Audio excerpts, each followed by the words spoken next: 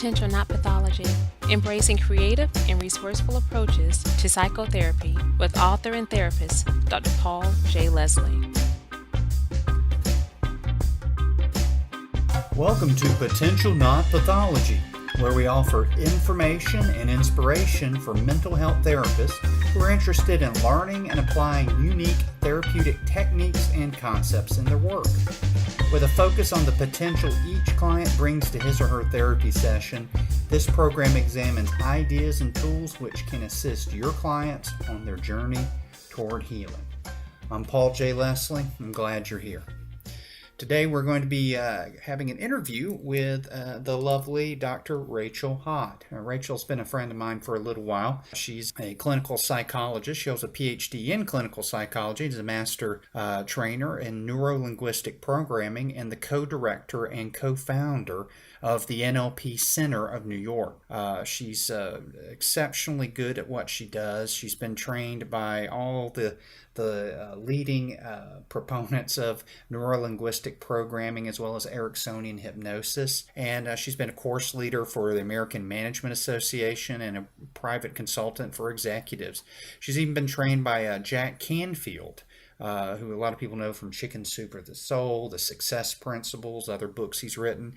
Worked with Jack to facilitate self-esteem trainings. And her specialization areas include performance anxiety, sexual issues, life transitions, addictions, weight control, and sleep and exercise. In addition to NLP, she's also trained in eye movement desensitization and reprocessing and self-relation psychotherapy, as well as core transformations.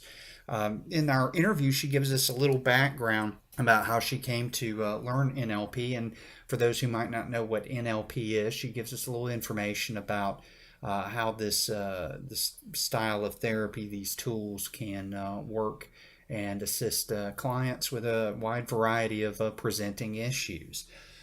It's interesting, the more I get to know people like Rachel, I see some really positive things that come out of people who really do spend the time to learn skills like NLP, hypnosis, etc., about seeing more than just a disorder or just a personality issue or all these, looking at the totality of the person and kind of embracing their humanity, which I think always makes therapy go easier.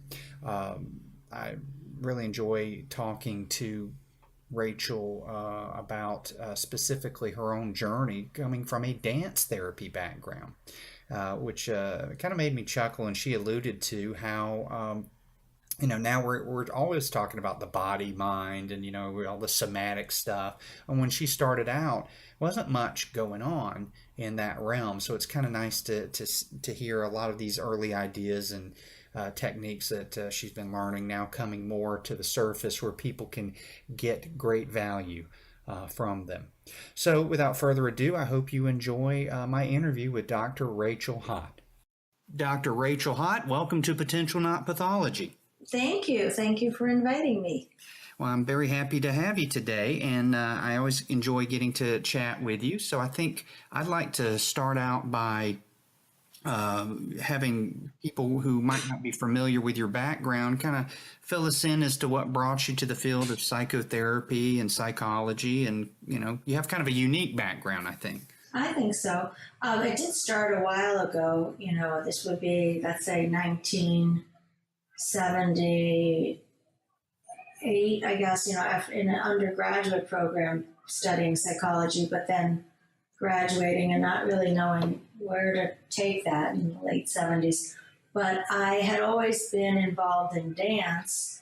So when I finally thought, well, I like dance and I like people, and dance therapy was something happening in those times, only in hospital settings, but I followed that thought and did a master's in dance therapy. So that was the beginning, and I would say that was 1980, 81.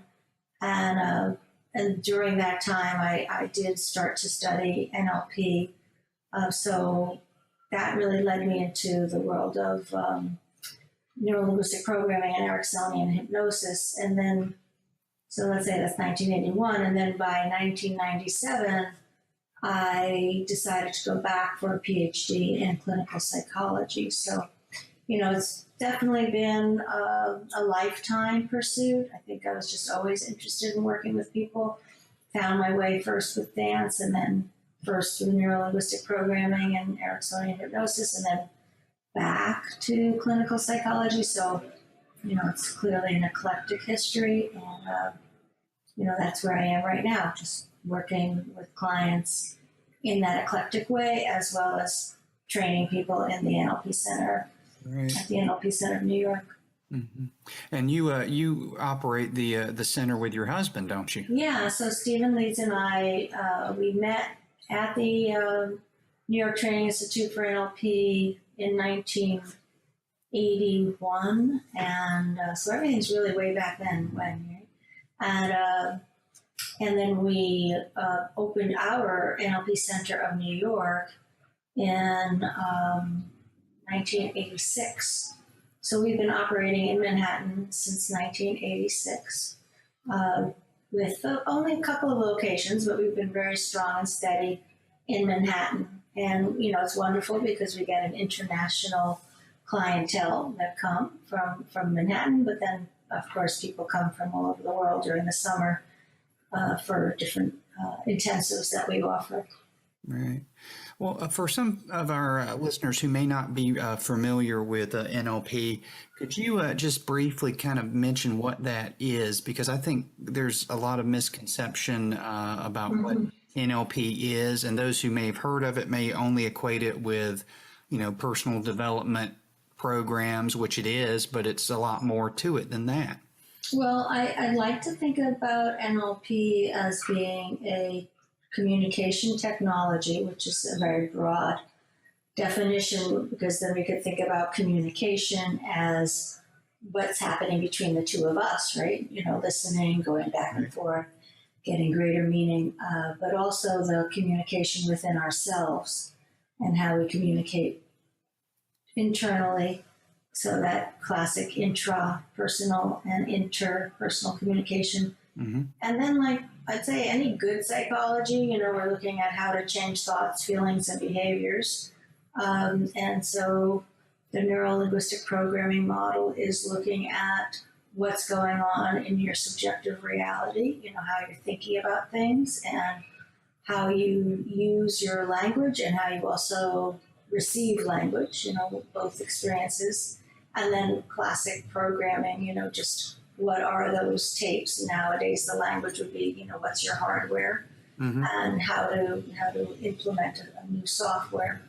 And inside of that, so there's that cognitive behavioral orientation, but then there's this wonderful humanistic orientation inside of NLP that goes hand in hand with Ericksonian hypnosis. Mm-hmm. So it's a nice blend. I think probably one of the faults of NLP is it's very hard to say what NLP is. Right. I know that one thing it's not is rigid or fundamentalist. If anything, it's fundamentalist to not be fundamentalist. Just looking, right? Just looking at how can we grow and change and learn with these different interesting techniques that started in the mid 70s, but they keep on developing. People keep on exploring. Yeah. Now, when you're thinking back over your introduction, what really inspired you to seek real in-depth study of NLP?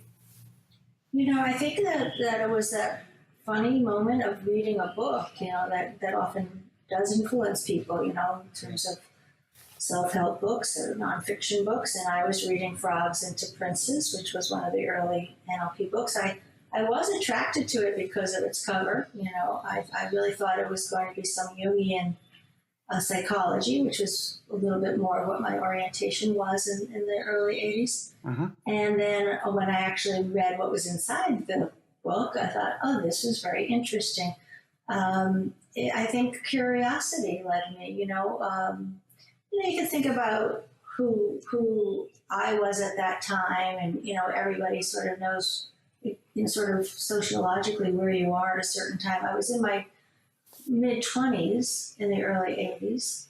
It was coming off the heels of the Cultural Revolution in the United States, anyway, So I think I was really open to other ways of thinking and the possibility that I could change my thoughts and I could do it with some type of technology per se. For example, decreasing an image or putting a frame around an image. I had never gotten those suggestions before, or identifying what might be the positive intention of some behavior or thought or feeling.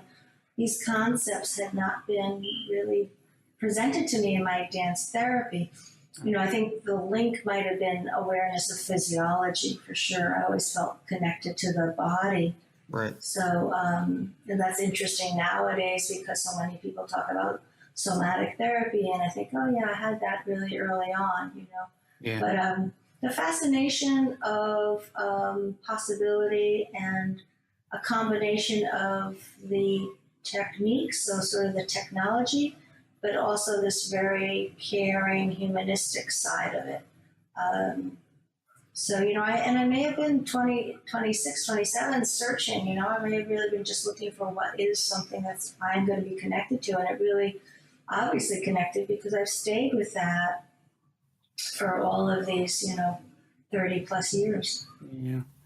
Yeah, and I also want to commend you. You and your husband have always done your trainings and things like that with a lot of integrity. And I think that's in kind of a consumer-driven market place that these things have evolved into. You've always, given people a wealth of information in a way that's, I think, congruent to who you are. And yeah, I think we're doing our best. The classic line about walk your talk, or somehow being grounded, somehow being very real. And Stephen and I met through NLP, so we were developing a relationship. We became business partners, a married couple, they parented children together, and now, dealing more with whatever you call aging, all these different kinds of seasons of a person's life. Right. And so we understand, communication exists in so many different areas. So we're doing our best to live up to that. And, I think many students will say, oh, do you ever get mad? Do you ever get sad? Whatever, and it's like, of course we do, right? But I at least think about resource states and, the good line from Milton Erickson about everybody has all the resources they need at their developmental time. So I think about my resource when I'm in an angry place or a sad place or an anxious place, whatever. So I usually move out of it. I think more probably I'm in a resilient mode due to my lifetime, studying NLP and psychology in general. Right. Well, you mentioned, kind of a humanistic bent. I want to ask if you could explain just briefly. I have as you and I have discussed, I have a little background in NLP as well, and I find that the presuppositions that I find in NLP, I think, are wonderful presuppositions for any type of therapy. But there's one that most people will cite, and that is that the map is not the territory. Mm-hmm. Could you talk a little bit about, kind of how you view that? Mm-hmm.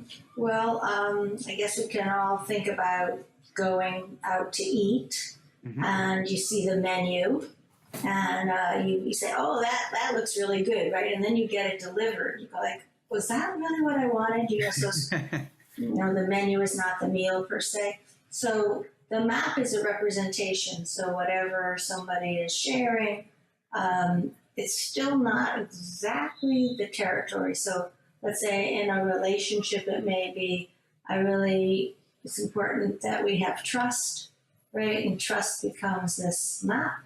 Mm-hmm. But what does it really mean? How do we get closer to that? So to not be fooled by what you hear or what you see, to recognize many times we really don't know. We don't really know. So it's typical of an practitioner, master practitioner, trainer, whoever you are in that world, to ask very specific questions, right? To utilize the language, to get closer to territory, but to not fool yourself that you would ever really know, because it's just there's always something deeper. We're trying to get to experience, but will we really? So sometimes it's just recognizing not knowing. I'll do my best to understand you. Let me see if I can, the cliche, step into your shoes, see through your eyes, but yeah, it's all a representation. Yeah. One of the presuppositions that I see a lot in NLP trainings is one that is familiar to me from Bateson's work about you cannot not communicate. And since NLP is a tool for communication, as well, technically all therapies are, but what specifically, for your perspective as a psychologist and a trainer, that you cannot not communicate mean to you? Okay. Well, there have been many students or clients that will say something like, I can't do anything with this family member or this friend. They just don't communicate, right? Right. And they're not communicative. And so it's obvious that whatever the person's doing is a communication. So you can't not communicate. Whatever you're doing is some kind of signaling, is some kind of messaging, and to allow that to be what the message is. So if you're with somebody who doesn't talk very much, that's what their message is. There's something about their ability to be quiet or their ability to have fewer words, but it is their form of communication. One of the things that I really like about NLP is looking at this idea of communication, because how can, all the years, like when I first started with dance therapy, I thought maybe I would do something like stress management, right? Because, stress exists, and as we know, even in 2016, guess what? Stress still exists, But as I was doing it, I thought, well, wait a second, maybe communication is more important, because how do you deal with stress, right? You have to know how to communicate with yourself. So in NLP language, I chunked up, I thought communication is a greater category. And that for me is, that no matter what, no matter how advanced we are, that we have the ability to do this interview in this way. You're in North Carolina, right? I'm in New York City. But we still have to communicate. Yeah. And there will be times that, I'll see you at a conference and we'll actually have a face-to-face communication, So no matter what, the communication is existing. And nowadays, a lot of students will have conversations also about, well, how do you communicate via text? How do you communicate via email? just other ways of communication. But no matter what, we're still communicating. Right. So I think that's, my response is, how can you can't not communicate. It's happening. Right. And that's a common thing I hear with couples. They're presenting problem, if you will. He, she won't communicate, or we don't communicate. And already it's a flawed frame to begin with. Well, that's the classic moment to say, oh, okay, so you don't communicate, right? To agree with them.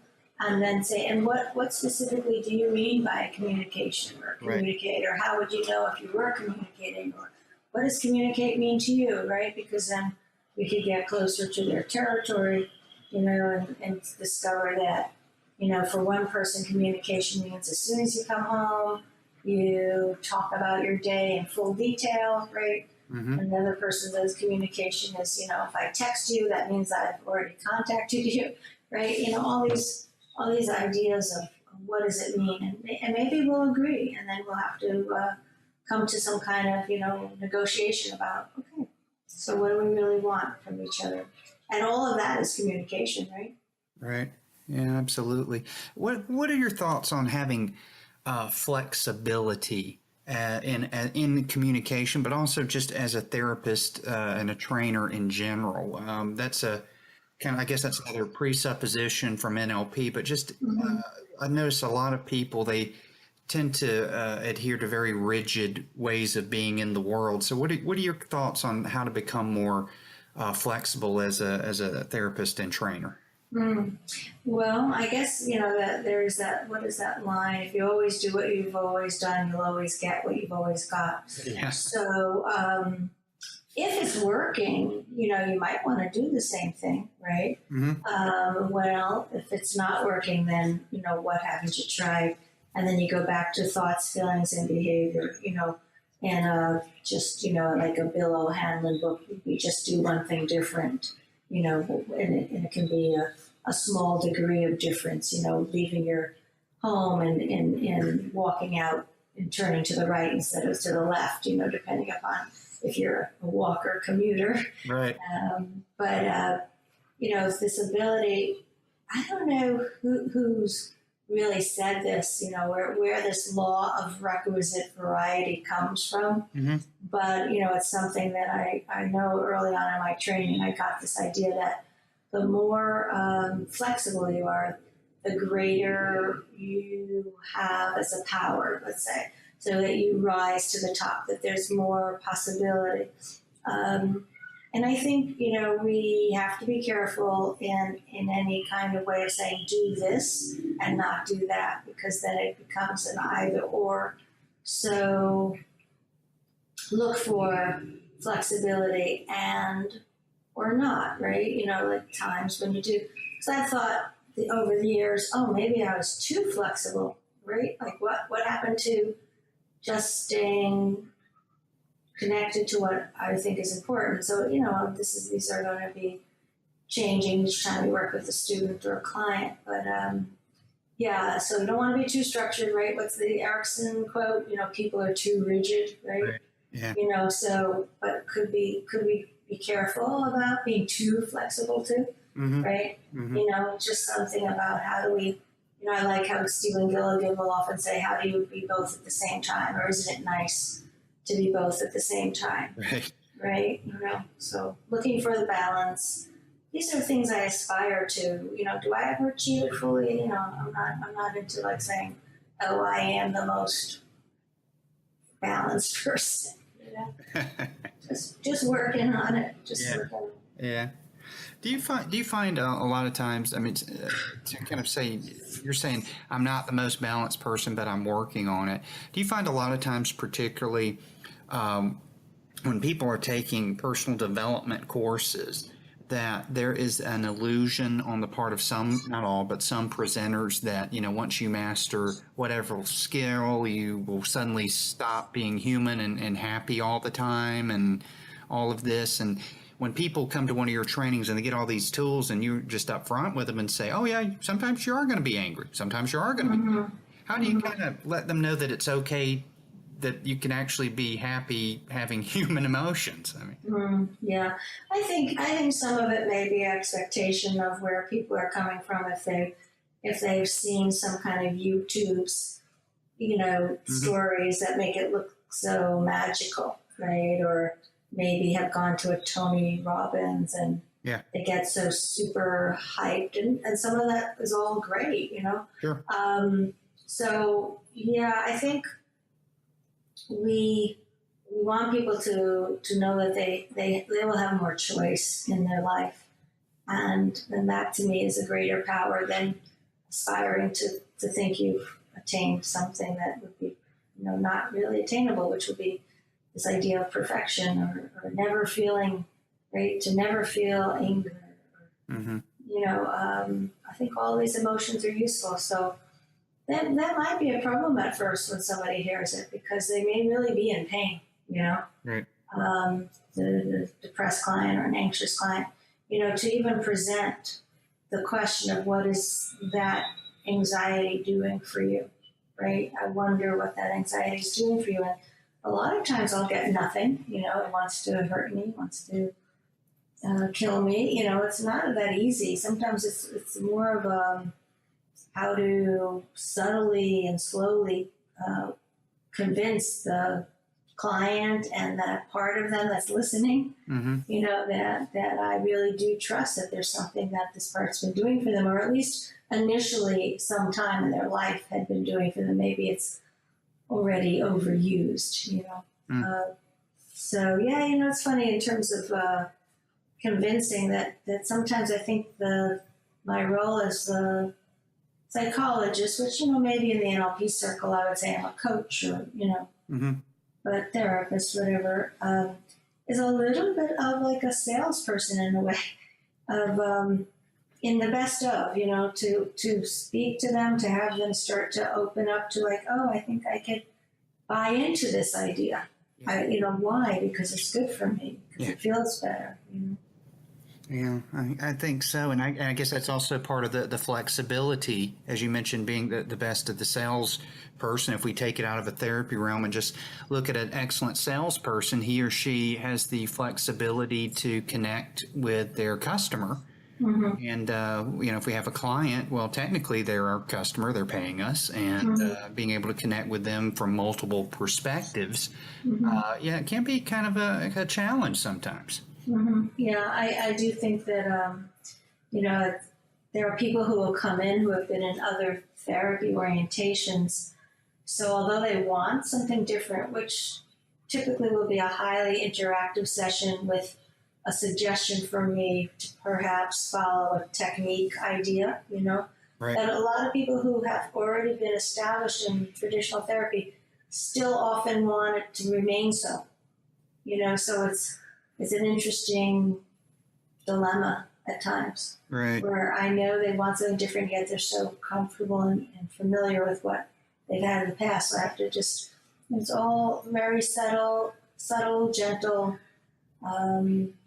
caring. I mean, I feel like I've been influenced by really great people. So, somebody like Robert Dills and Connie Ray and Steve Andreas and Steve Gilligan. These people have influenced me to be, very caring, gentle, sometimes bold in that, try this out. Come on, you can do it, kind of thing. Mm-hmm. I feel really fortunate. I like going to conferences now because it's sort of the only place I get some of my experience with these trainers, other than reading books. Right. Now, you just said something about them being pushing you to become a little more bold. What is your advice for maybe a therapist who might come train with you or whoever they're training with, and they have some information, some skills that could benefit their client, but yet they're pretty hesitant, either that they just are afraid they won't do it well, or maybe they've got some limiting beliefs about their effectiveness? Right. Well, I think, it would be still timing with anybody. When do you be more direct and say, let's just go for this. Let's put that concern aside, right? That's pretty bold. I mean, usually I'll do something more linguistic, like, you probably won't like this idea, or do the meta program pattern experience, which is, looking at let's say somebody has more of an internal frame of reference. So I might say, what do you think would be the better technique to do, this one or that one?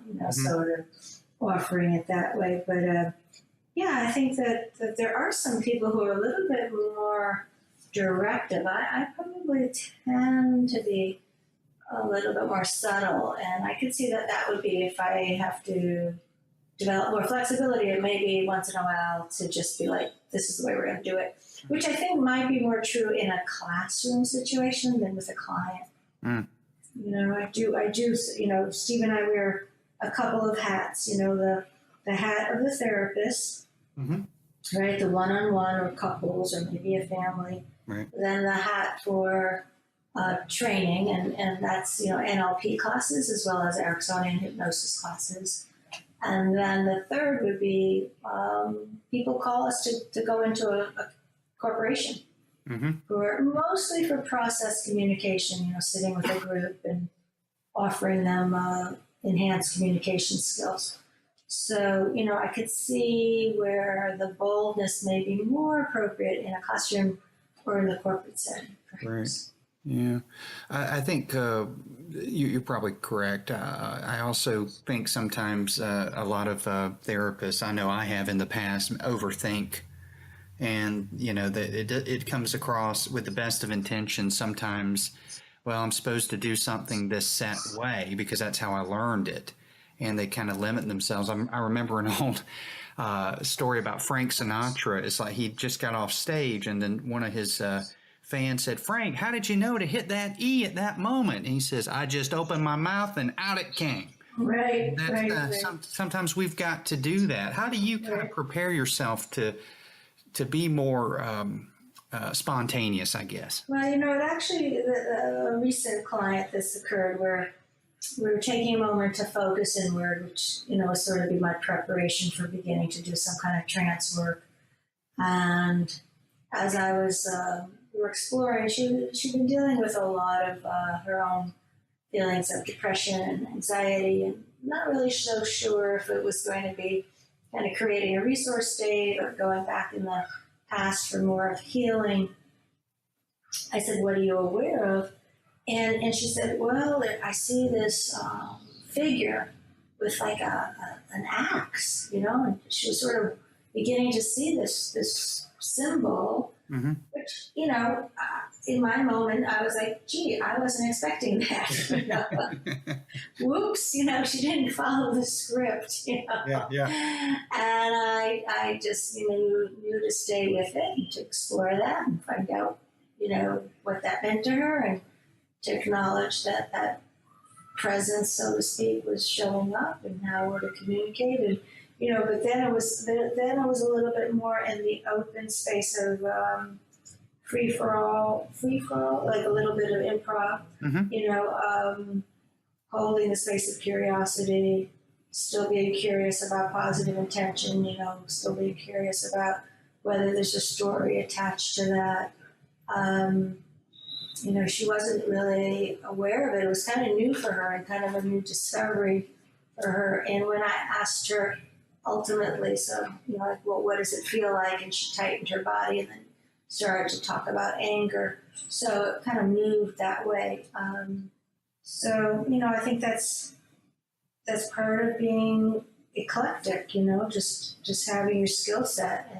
And then, I remember when I learned EMDR level 1, it was kind of more like technique, Right. But then when I got to technique level 2, it was a lot about, well, if the client says this, or if the patient says this, then do this linguistically or that linguistically. And I thought, that's really just when you're really a seasoned therapist, and you have a variety of ways to help somebody, keep on opening the door of exploration or change, or something that would help them move forward.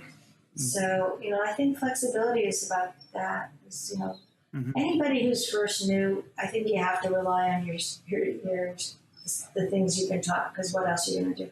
Right. Well, lately I've noticed this. I'm alluded to the therapy marketplace, and I'm noticing a lot of new in quotation techniques I'm reading about that are dealing with things like trauma. And I go and I read it, and then I'm halfway through the article, and I'm like, this is NLP and hypnosis.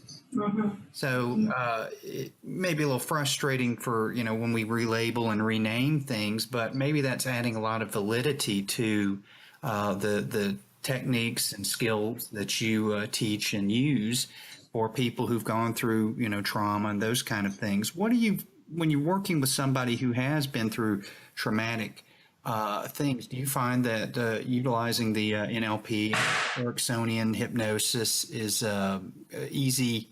I shouldn't say easy, is a direct route to healing for most of your clients?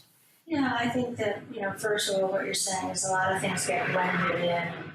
Maybe people don't give credit to wherever they've found their credit. But, I have to say that I have been heavily influenced by NLP, when you think about my early days, right? So in terms of trauma work, this idea of creating a sense of safety, a sense of being in the here and now, I think is really important.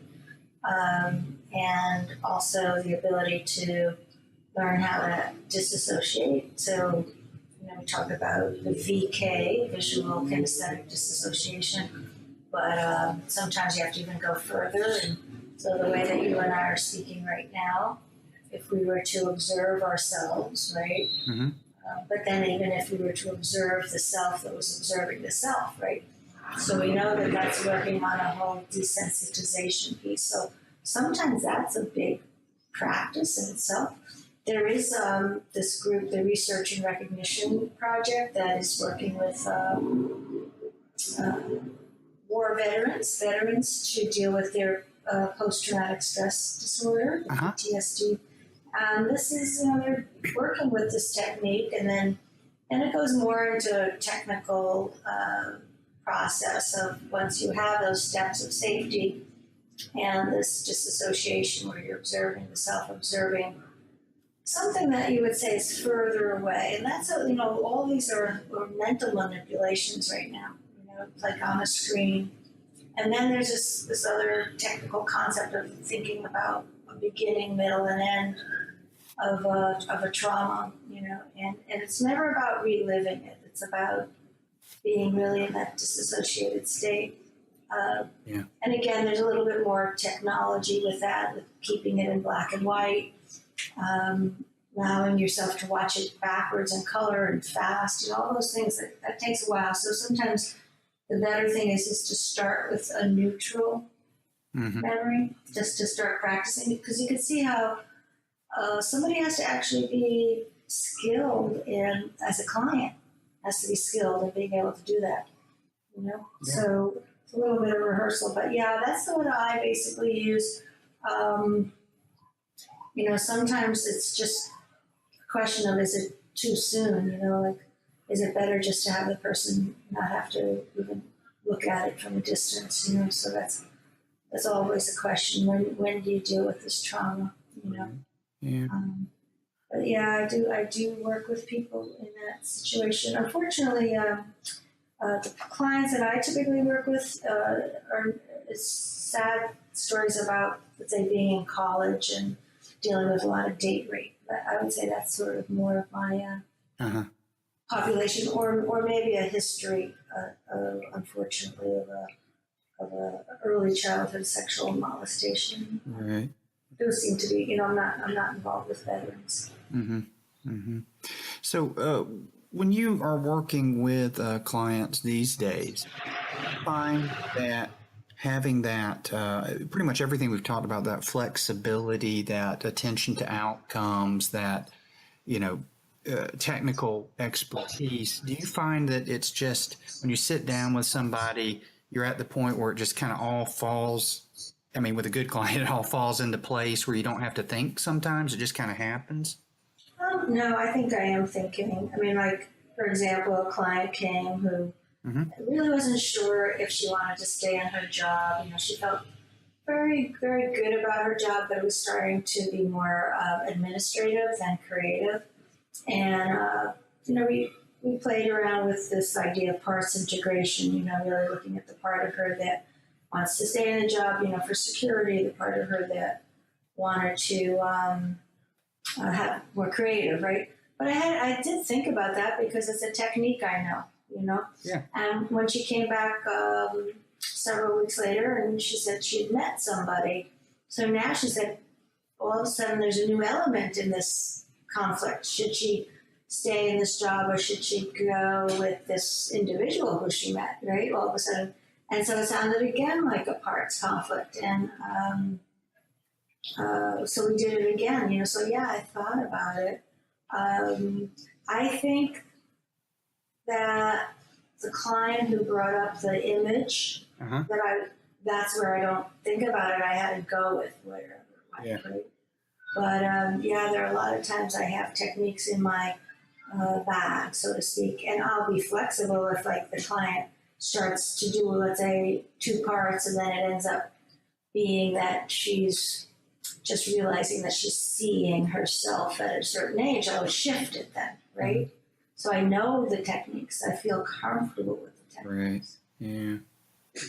Do you? I know everyone's different, but have you found that the time of actually working with people, there's a certain timeline where people get effective at these skills that you teach? Do people, like, after a year they start to feel more comfortable, or does it just depend on the amount of time they spend in front of people? Yeah, I like the Malcolm Gladwell concept, about 10,000 hours and 10 years.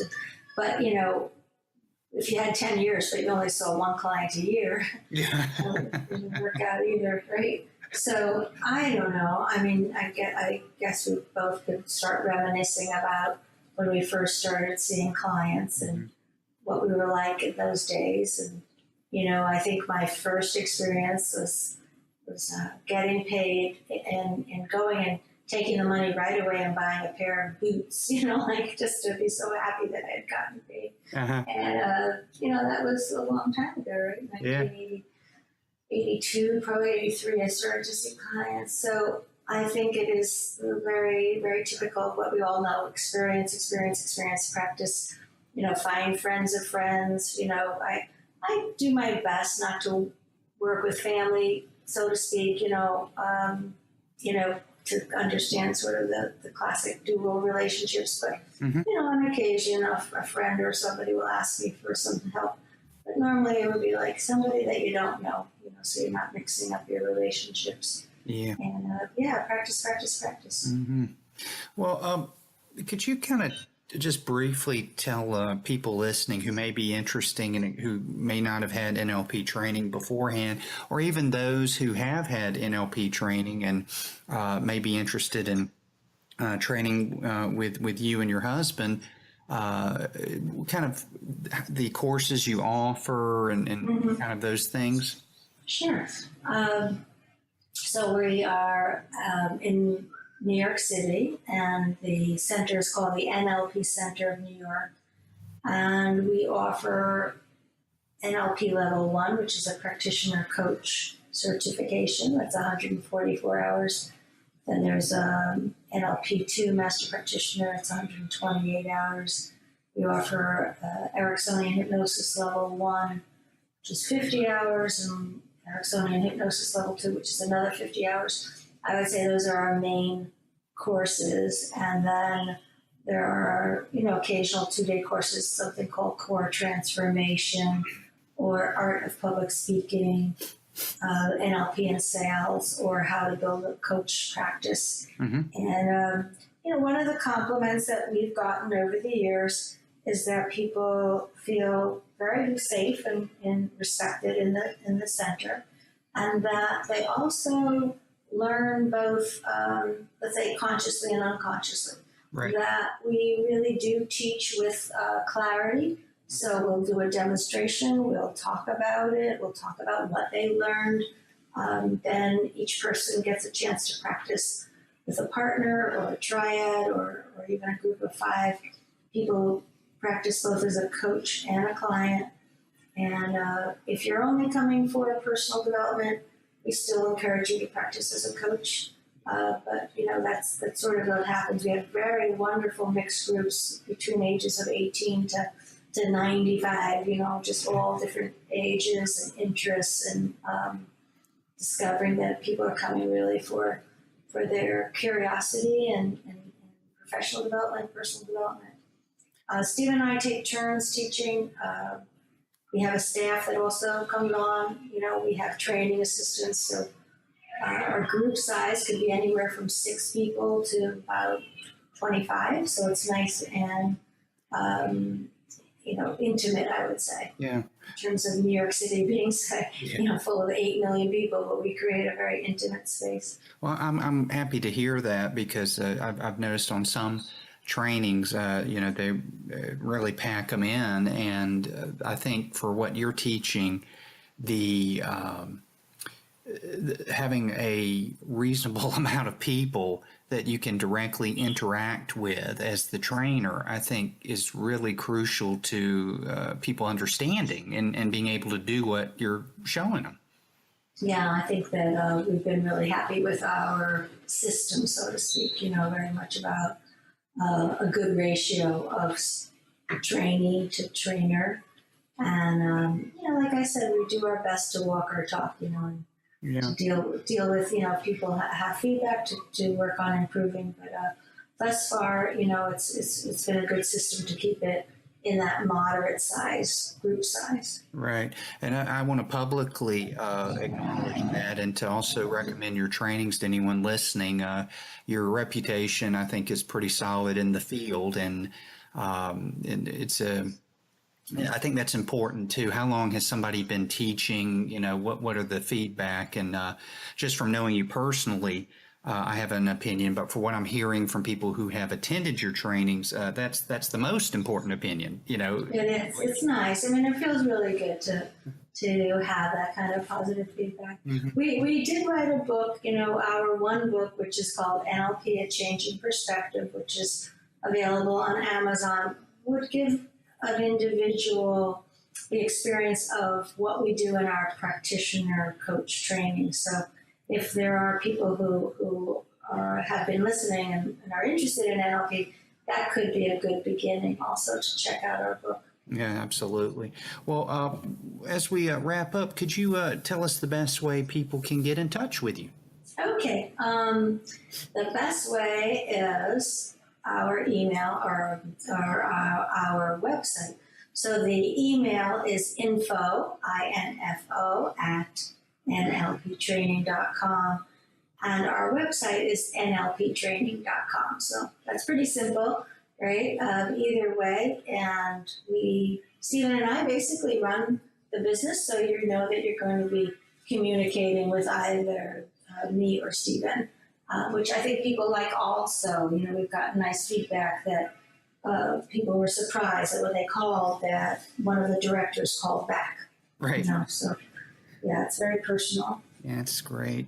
Well, I really appreciate you taking time out of your very busy day, and it's always a joy to speak with you. And even though we're getting to interact, as we were talking earlier, technologically, I look forward to sitting down face to face again soon. Yeah, it's been such a pleasure, Paul. You bring so much to the psychology community, all the different communities, and you care. And just by you doing this podcast, you really touch so many people. So I really appreciate your goodness, your big heart. Well, thank you. I appreciate it.